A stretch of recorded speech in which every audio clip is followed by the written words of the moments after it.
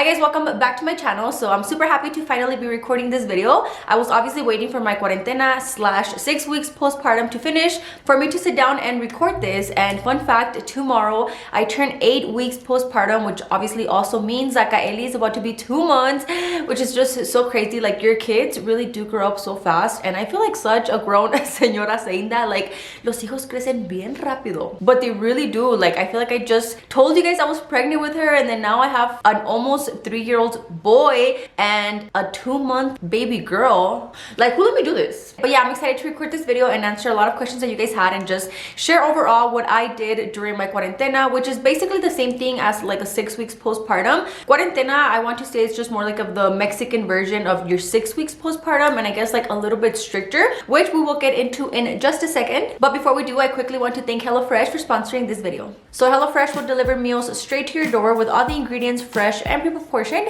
so you don't have to worry about going to the grocery store or meal planning. All of their meals come with a card like this with prep time, cook time, and also super easy to follow instructions in the back. With the holidays just around the corner, HelloFresh makes this busy time of the year easier than ever, so you spend less time meal planning and prepping and more time with the family. HelloFresh is cheaper than grocery shopping and 25% less expensive than takeout, so you save money on dinner and splurge on holiday shopping. If you need dinner in a hurry, HelloFresh has quick and easy options like 20-minute meals and easy cleanup recipes. Quality with them is priority, so the ingredients travel from the farm to your home in less than 7 days, so you know they're always fresh. They have something for everybody, even kid-friendly recipes for our picky eaters. And that's a wrap. About to enjoy this meal. By the way, guys, you are able to cancel whenever you like and adjust your meal plan whenever you like. You can also even update your address whenever you like in case you are not home. They will ship your meals to wherever you are. You guys get 70% off as well as free shipping by using my code LESDOMAKEUP70 at HelloFresh.com. Again, that's code LESDOMAKEUP70 for 70% off and also free shipping. Stop it.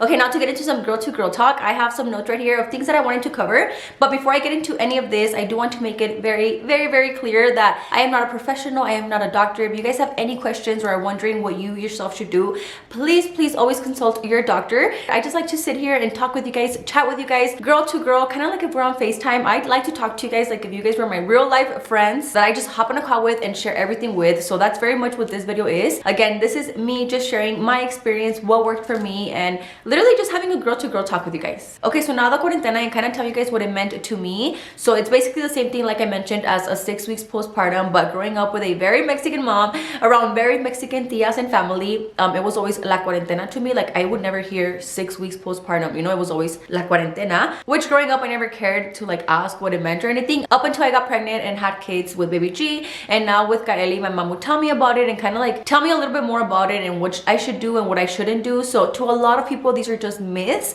which to me they are and they aren't. I don't know, but because my mom siempre me decía, I'm like, I'm not gonna risk it. I'm just gonna listen to my mom. My mom is never wrong, so if she tells me like no puedes hacer esto, then I'm not gonna do it. But I know there is a lot of things. For example, some of you guys would tell me like, are you able to look out the window? Because I heard that you can't even look out the window, you can't shower, you can't get near a stove, you can't get near your fridge. Like, things like these to me were like a little crazy. But so basically, like, my mom always tells me, and of course I'm going to refer to my mom a lot, because when you have babies, the #1 person that you're going to go to or talk to is going to be your mom. So the cuarentena, and these are words from my mom. Mi abuelita siempre me decía, tienes 40 poros abiertos cuando das luz.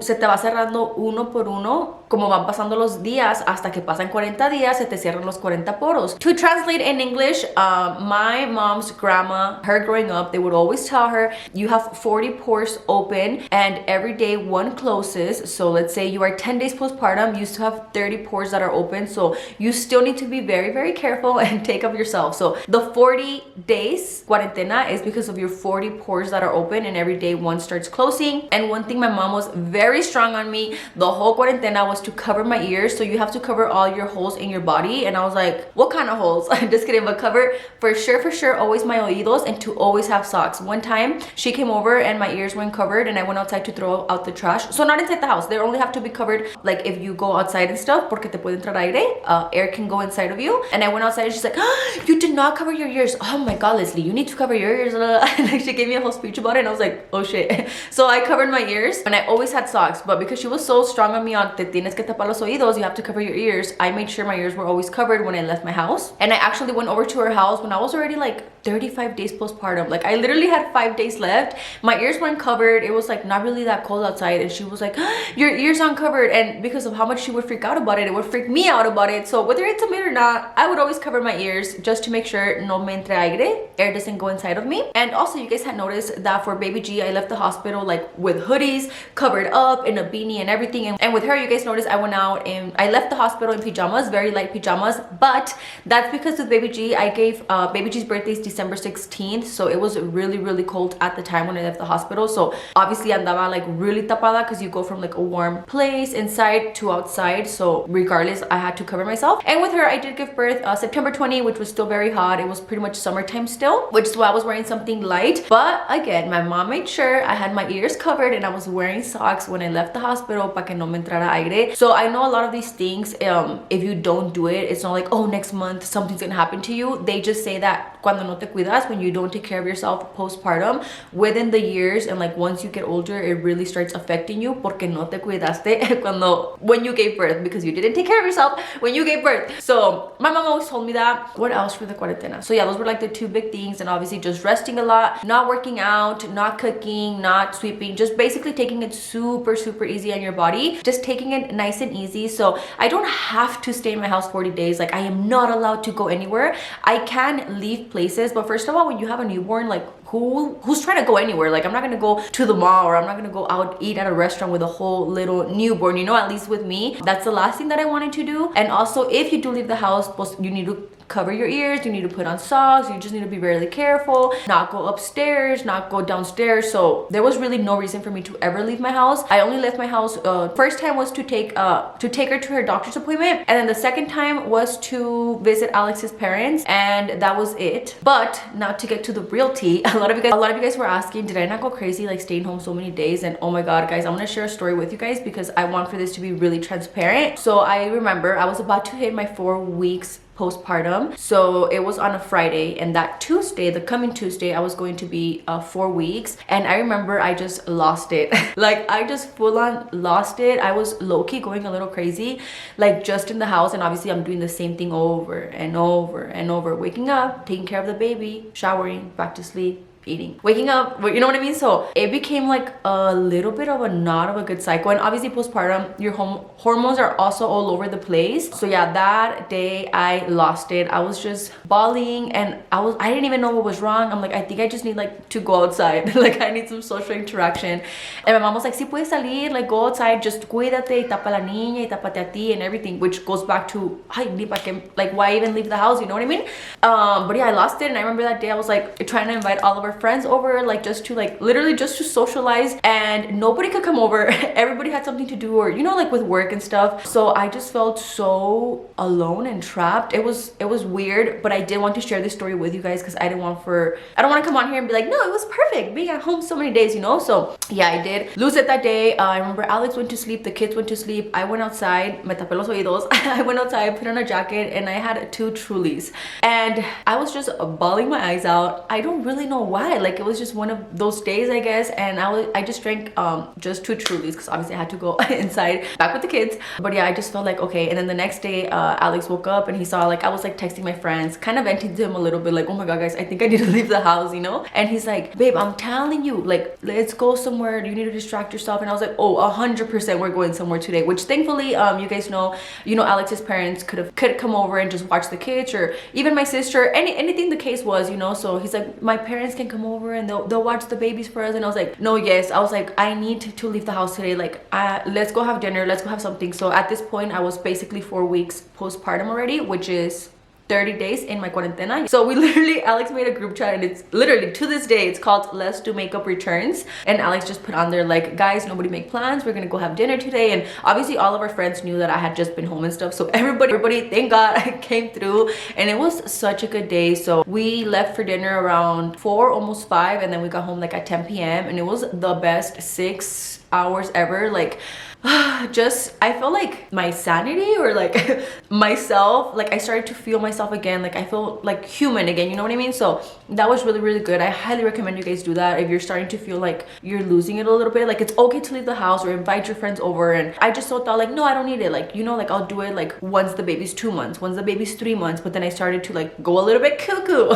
So yeah, literally that day, the next day, which was now Sunday, I woke up and I was like, like that felt so good. Like that's all I needed. Because if you're a mom, you know, even when you're having me time at the house with the kids, you're really not having me time, you know, like you're still having to be aware of them. So it was really, really nice to just get ready, leave the house and just have a good time with our friends. And literally since then, I never up to this day felt like that again. Like I just needed that. Also 10 days after I finished my cuarentena, so I went back to like regular programming, back to the gym. So yeah, that was that for as far as not leaving my house. I think I did pretty good up until that little point that I told you guys. Also, I don't know why my phone just randomly restarted, but to kind of compare my recovery with baby G as to Kylie, honestly I don't remember too much about like my cuarentena with baby G. I just know it was pretty smooth, but I also didn't have another baby to care for. And with her, I felt like my recovery was amazing. I felt good within like the week. I was already like cooking and making food, which a lot of you guys were like, Les, don't cook, like rest and stuff, which I was really, really resting. I just felt really good. I didn't mind getting up and, you know, making a meal or two. And also I think it really does make a difference, the fact that I had a toddler. So even if I wanted to just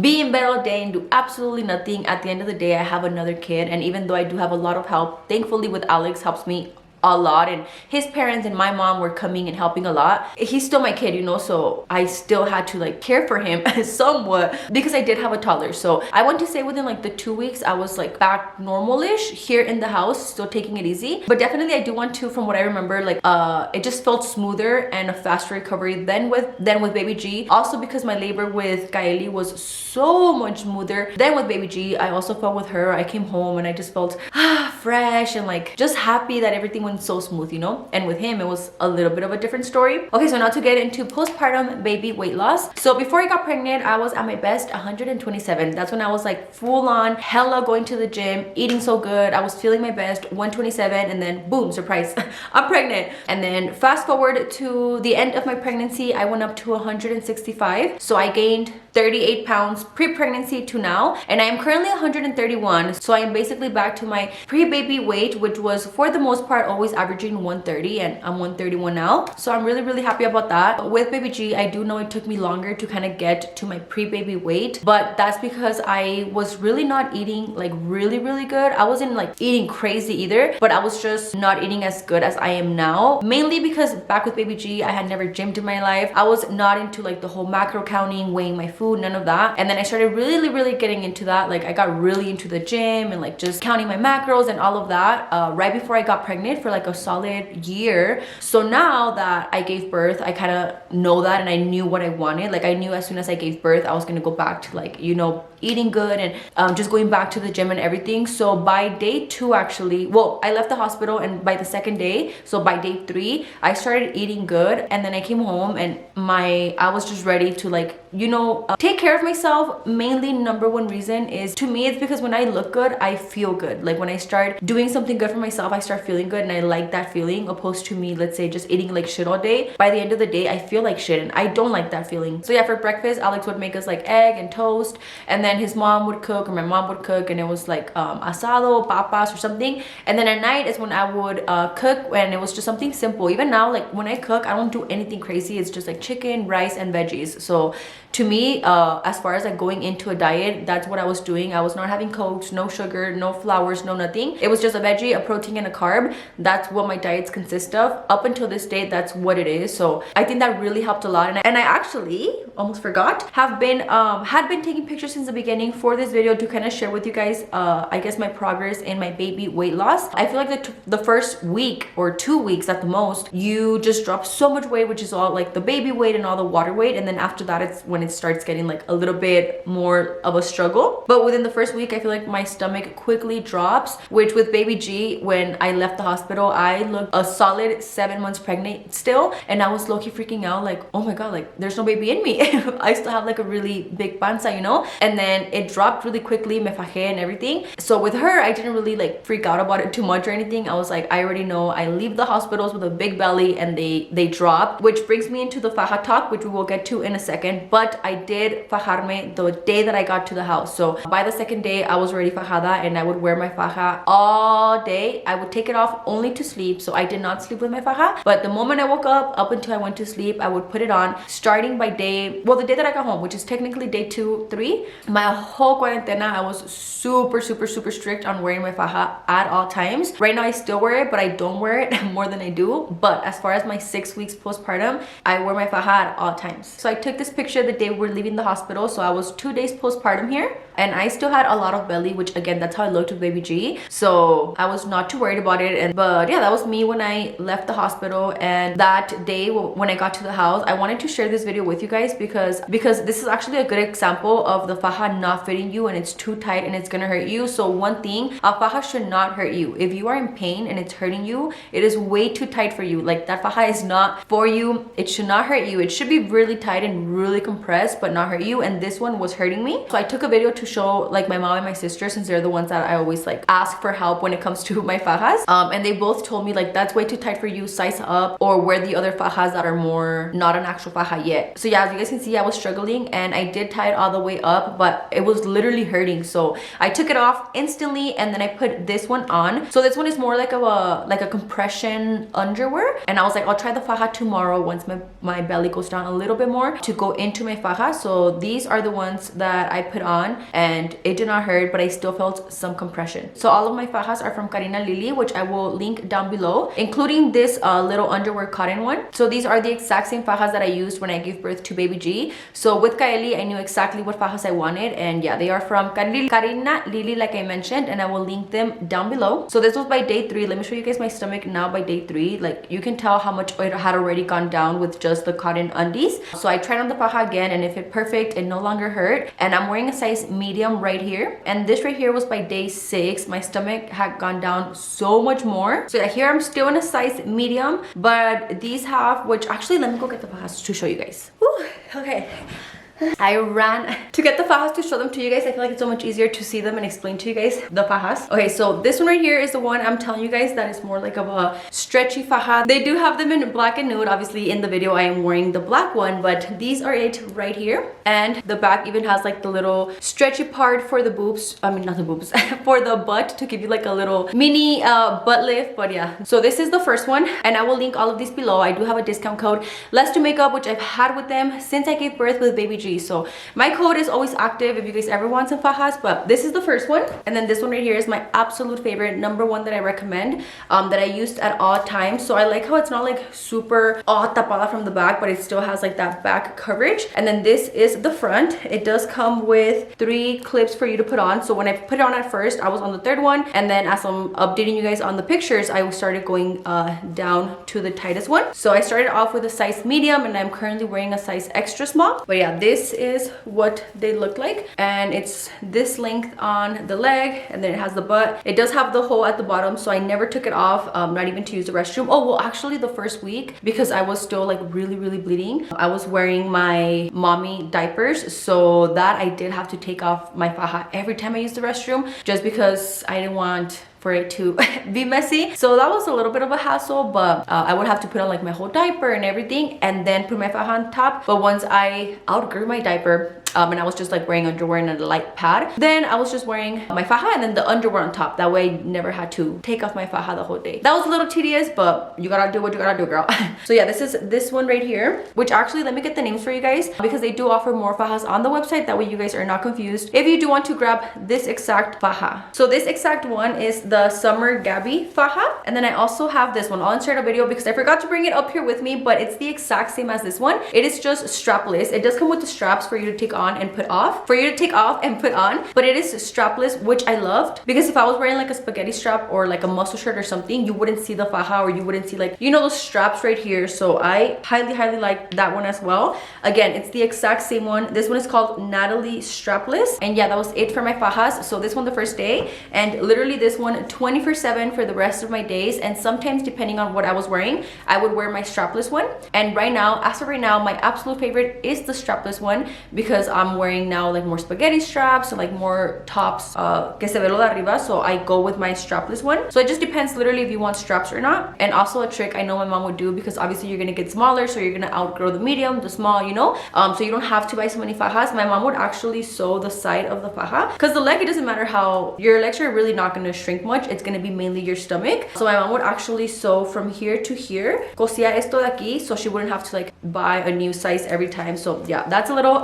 trick from my mom, but I did just get all of the sizes, so it just depends what option you want. And also I was using this pomada, which I also forgot downstairs, but I'll put a video right here. So I was using this every single day. I would wake up, put it on with my faja, and then towards like the middle-ish of the day, I will put it on again. Like if I would use the restroom, I always had it there in my restroom. And before I sipped on my faja, me volvía a untar la pomada. It literally has like a smell de Vicks, which you know how Vicks is used to like deep puff stuff. So I was like, I'm gonna give it a try. And I did notice a difference. I don't know if it's because I was eating good. I don't know if it's because of the faja. I don't know if it's because of the gel, or more than likely it was because I was doing all three at once that I was really able to just see a difference quicker. But as far as benefits, it helps reduce inches, cellulite, stretch marks, inflammation, and fat deposits, bloating, and stretch marks, and reduce inches. Oh, it's because I have it in English and Spanish. And that one is also from Karina Lily, which I will also link down below for you guys. Okay, got a little sidetracked there, but back to my pictures. And I recorded this video of me putting on the faja, so you can see like how much easier now it was to put it on, opposed to the first time that I tried. Like my belly was literally, my intestines were coming out, girl. So here I was like, okay, you know, it still felt really tight, but it was not hurting me, so I was good with the medium there on the third hole. And then this one was 9 days postpartum, so my belly had again gone down even more. And then I recorded this video as well.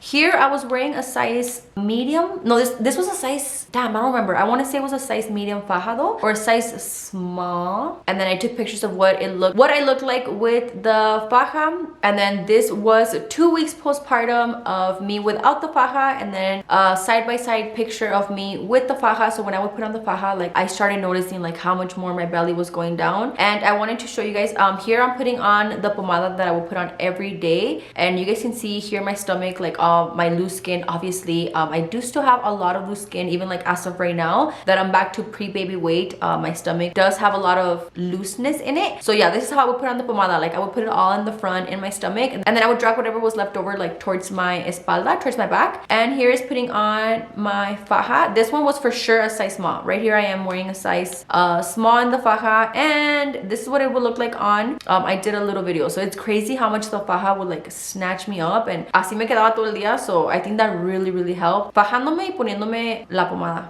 And then this is the last picture that I have, October 29. So I was 5 weeks postpartum here, about to finish my cuarentena. So this was the last picture that I took, and this is where I left off as far as what I look like from the side. I feel like that's still pretty much what I look like from the side now. Back to my notes, because I just start rambling and forget what I'm missing. But yeah, I lost 38 pounds as of now, the fajas. And just to make sure I shared everything that you guys wanted to know, I went on my Instagram and asked you guys to ask me anything that you guys wanted to know as far as like my recovery and stuff. Also, when I turned 4 weeks postpartum, I did go back to the gym. My doctor cleared me to go back and start very slow, very light cardio, just walking on the treadmill, doing just body weight and stuff. So as of 4 weeks, I have been at the gym, and little by little I have been picking up more weights now, doing something a little bit more heavier and stuff, just listening to my body. But I am officially back at the gym. I'm like going through my questions. I can't believe I almost skipped this one. This one was definitely the most asked question.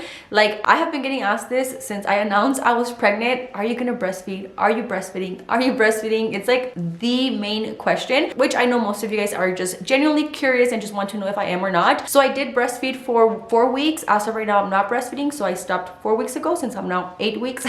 That's too much math. But yeah, I did breastfeed for 4 weeks, which I actually have my pumps there, which I want to give to one of you expecting mommies out there. I actually actually ordered 2 of the, what's the name of the pumps? I'll put it somewhere right here, but I actually accidentally ordered 2 off Amazon, and I have them there brand new that I want to gift to some expecting mommies that plan on breastfeeding. So I'll do a giveaway for that on my Instagram stories. But yeah, I did it for 4 weeks, and as of right now I am not breastfeeding, but I do have a lot of things that I was using when I was breastfeeding that I want to give to one of you expecting mommies. This might be too personal, but what does your tummy look like now? Which I also want to really share with you guys, because me being on social media, you guys just see like the bounce back, or you guys see me posting with like my makeup, but my stomach definitely still has a lot of loose skin. I am still working on myself, nowhere near where I want to be, but not being too hard on myself. I did just have a baby 2 months ago, but I actually took this picture yesterday, and I wanted to share with you guys, for those of you guys that think my stomach is perfectly back to normal, like nothing ever happened. This is currently what my stomach looks like, which is kind of crazy to me still, because I lay down like on the side and my stomach is way more like, I did get more stretch marks this time around, more wrinkles this time around. So it's something new to me too. So I took this yesterday when I was laying on my side, and I looked down and I was like, dang, like my stomach looks so different. So obviously when I'm standing up straight, no se ve tanto, and with like high-waisted shorts that I wear and everything, you don't really see this, but it is there. So I did want to share with you guys. Following that, somebody said, do you have loose skin on your stomach? So yes, I definitely do, as you guys just saw, and also some stretch marks, some little something right there, girl. And yeah, I think that's pretty much it. Covered everything I wanted to share with you guys. Whoa, I rambled a lot in this video, but I hope you guys enjoyed watching this video, and anything that I said was helpful. Again, ask your doctor if you have any questions. And yeah, I love you guys, and I'll see you on my next one. Bye.